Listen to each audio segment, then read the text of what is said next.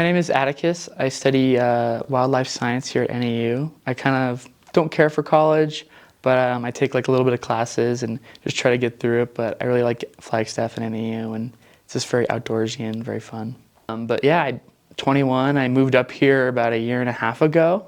I worked for the federal government as like a sawyer and like cutting down trees, and then kind of was like, I'm tired of this. I want to go to having relationships with people, having friends. And then I kind of like came up here and I was like, this place is really cool. My friend's like, well, you should go check out that Newman Center. I'm like, okay, what the heck is the Newman Center? Like, I was kind of coming back to my faith and I was like, what's the Newman Center? So I came to a Welcome Week event and I was like, this is really cool. And I'm like talking to Father Matt. He's like, hi, I'm Father Matt. Like he always does with students. And I'm like, yeah, I'm like really into this. I like studying this stuff. And he's like, well, you gotta meet my friend Richard. So he introduced me to Richard and he introduced me to all my other friends. And I'm like, yeah, this place is like really cool. Like, as I feel like I'm coming back into my faith, there's like this perfect, it's like weird. It was like too perfect. It was like this perfect mesh that just kind of came in. I was like, huh, the Lord like opens doors and this one's like bright and open. And I'm like, wow, this is like really cool. I was like coming back to the faith more and more. And I kept having just like deep philosophical questions because before I came back, I studied like philosophy and different things I liked. So I was like, what is the Christian answer to this? What is the Christian answer to this? And every time he had like a perfect answer. And I was like, this is crazy. This guy knows too much. And I thought it was really cool. I was like, this is fascinating that like there's truth everywhere, but only one thing has the fullness of it, and that's the Catholic Church. And I thought, man, this is crazy. That's like continually just fullness of truth. What was your life like before you knew that truth? Dang, I would say chaotic and like unordered, you know? I think part of my testimony of like who I am and why I'm Catholic is before ever thinking about the faith, I was a kid and I went to church and I got baptized, confirmed everything.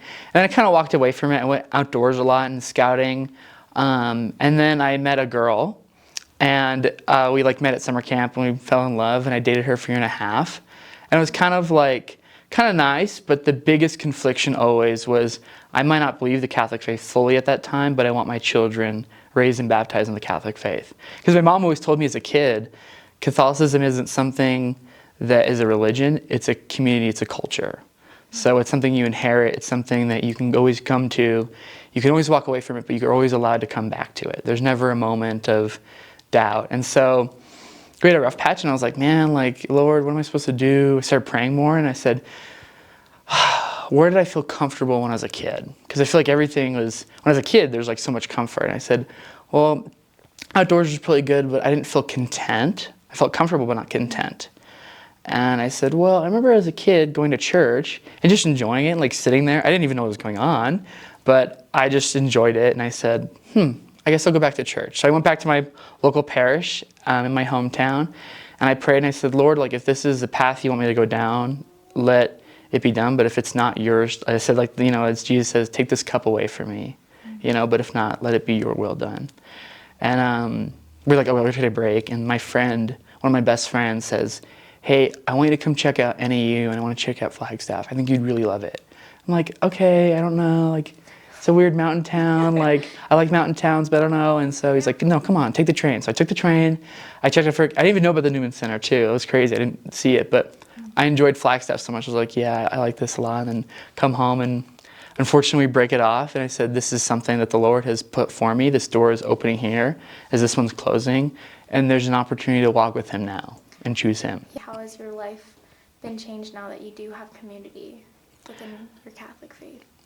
I would say like without it, it's just total death. Like you just don't feel alive. You don't feel energetic. Like the Lord will always there and always provide, but having that community just like, it's like in Matthew where he says like, you're the salt of the earth. Like having a young Catholic community full of students your age who all like the things you like and all agree with you, and like it just makes your faith exponentially so much more better. How did the Lord pursue you during this time of coming back to the Catholic Church? Yeah, like I think he just, I don't know, it felt like he kept calling me to something a little more. It's like where you're at's okay, but to challenge you, I kind of want you to come this way. And so I'm like, I guess I can, like certain views on certain things and like different ideas of who I am. Just continually was like, I like where you're at now and you're doing good, but I think if you came to this, it would be really good for you.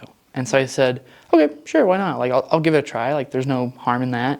And I kept getting more and more and more. And I was like, yeah, this is nice. Like, I feel better about who I am. I feel better in my life. And I feel like content, which is hard to feel. What's the difference between contentness and like just happiness?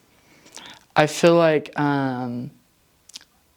happiness is a fleeting feeling that you can hit at. So you can go do an activity that makes you happy, but that will kind of go down. But being content is just long-term, like, joy. And it might not be happy, it might be hard. Your faith and might be hard, or what the Lord calls you is a difficult challenge, but you feel like this content and like this safety almost. Like, I can fail, I can be okay, and the Lord still loves me the same way. How have you been transformed? What is your new perspective on life? You know, listening to like Father Matt's homilies and like different things is that like life is such a gift to live, and the Lord has like called us to everything. And I feel like the world almost doesn't have an answer, and somehow the church does. It's like kind of this complete separate thing. And so like the world is calling you to these things that are like false gods and these things that don't actually make us happy or content. It's kind of like, but when you come here and you come to the Newman Center, you go to like adoration, you go to mass, like there's just this fullness that can't be described. This like complete unity with Christ and his love that is just like everlasting and ever giving. It's like just so renewing and so like energizing. What has it been your experience of adoration? It's just like, I saw this image online and it was like this person praying in front of the adoration, and like it's just like Christ like hugging them, like the light's just shining on you even more. So like, you know, communion, you receive him and you receive that fullness and that love. But adoration, you can just sit there with him. Like time freezes. And like, there's been times where I'm like sitting in adoration, I'm like, all right, I'm gonna be here for 30 minutes and this and this.